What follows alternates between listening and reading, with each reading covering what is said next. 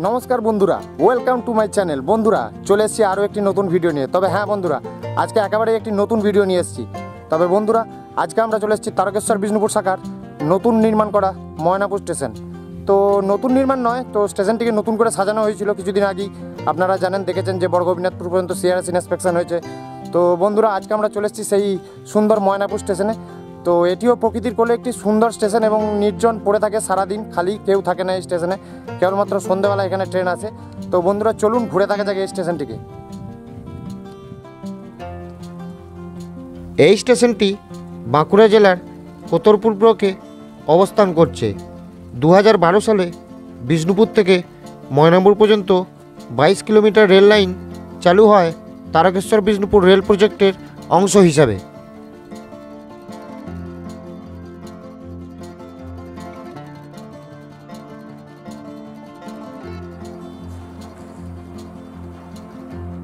কিছুদিন আগেই যেহেতু এখানে সিআরএস ইন্সপেকশন হয়েছিল গোপীনাথপুর পর্যন্ত, তা সেই জন্য প্ল্যাটফর্মটিকে নতুন করে সাজানো হয়েছে।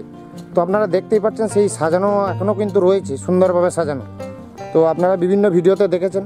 তো বন্ধুরা ভিডিওটি যারা দেখছেন তাদেরকে অবশ্যই বলবো, যারা আমার চ্যানেলে নতুন অবশ্যই চ্যানেলটিকে সাবস্ক্রাইব করে দেবেন আর একটি লাইক বাটনটি দেবেন, যাতে আমি সুন্দর সুন্দর এরকম ভিডিও ভবিষ্যতে আপনাদের জন্য নিয়ে আসতে পারি।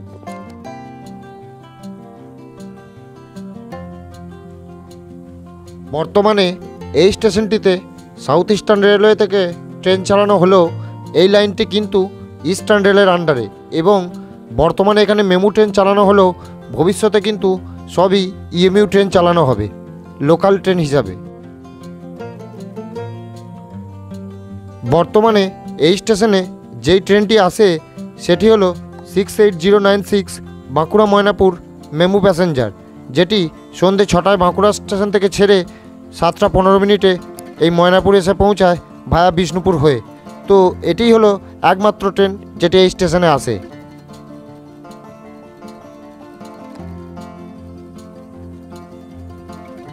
আপনারা বুঝতেই পারছেন যে কিছুদিনের মধ্যেই রেল দপ্তরের এখানে ট্রেন চালানোর পরিকল্পনা রয়েছে, এবং যার জন্যে এত সুন্দরভাবে স্টেশনটিকে সাজিয়ে তোলা হয়েছে। এবং ভবিষ্যতে এতে এখানে ইএমইউ কোচও চালানো হতে পারে, কারণ দেখালাম আপনাদেরকে যে এখানে দেখলাম যে স্টেশনের যেখানে ইঞ্জিন স্টপ হয় সেখানে ইএমইউ স্টপ লেখা রয়েছে।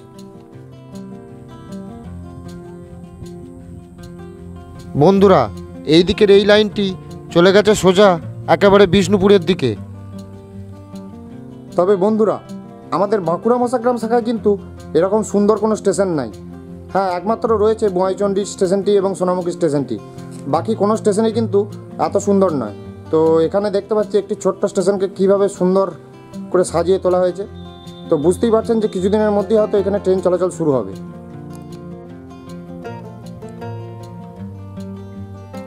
প্রকৃতির মাঝে গ্রামের এই ছোট্ট সুন্দর স্টেশনটি যাত্রীর অপেক্ষায় রয়েছে।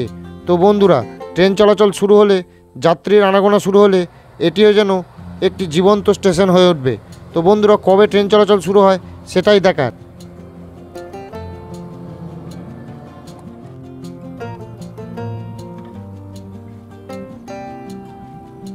ছোট থেকে বড় প্রত্যেক মানুষের কাছেই ট্রেন এবং স্টেশন একটি আকর্ষণের কেন্দ্রবিন্দু।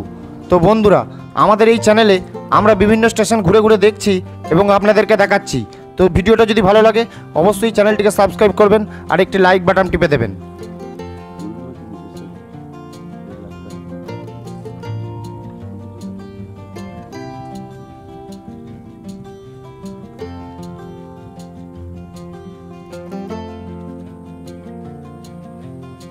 বন্ধুরা যতদূর চোখ যাচ্ছে চারিদিকে শুধু সবুজ আলুর ক্ষেত, দেখতে দারুণ লাগছে।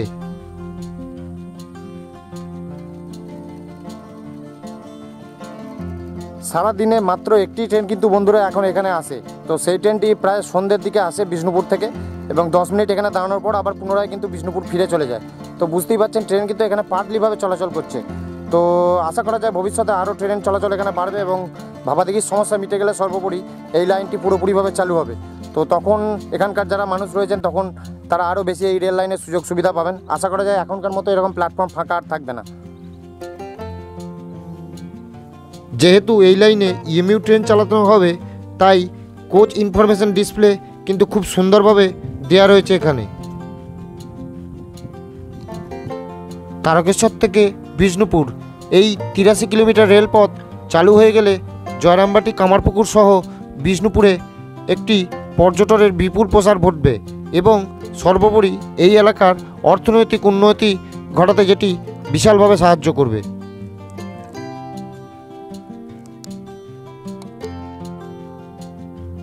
সুন্দর এই স্টেশনটি কবে প্রাণচঞ্চল হয়ে ওঠে সেই দেখার অপেক্ষায় রইলাম আমরা।